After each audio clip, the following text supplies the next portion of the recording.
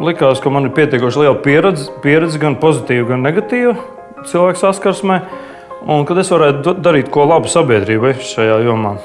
Tā kā tas ir darbs ar jauniešiem, kas saistās arī ar manu pamatdarbu. Tas ir darbs bērnu jauniešu centrā Madonā, foto-video pulciņš no 98. gada, un arī trases automodelisms tagad.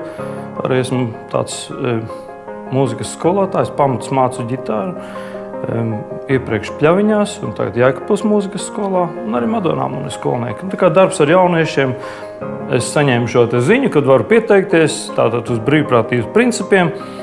Un man ir bijuši divi studenti vai klienti, vai kā vēl sauc. Tātad Romāns un Sandis. Jā, ja sajūtat tādu kvalitāti, ka jūs varat dot kādam kaut vai. Taču katram ir tā bijis, ka vārdi kāds pasaka, un viņi tev visu laiku paliek, tā kā ilgu laiku paliek apziņā, un kā vēl paliek, tu viņus atkārto, šīs situācijas atkārto, un viņi tiešām uz tevi darbojās.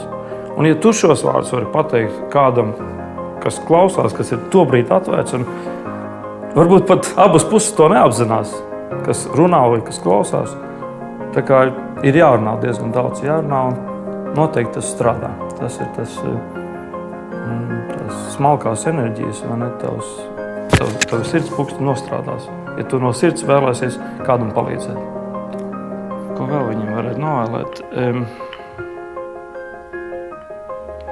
Lai daudz runā un lai klausās, lai mācās klausīties.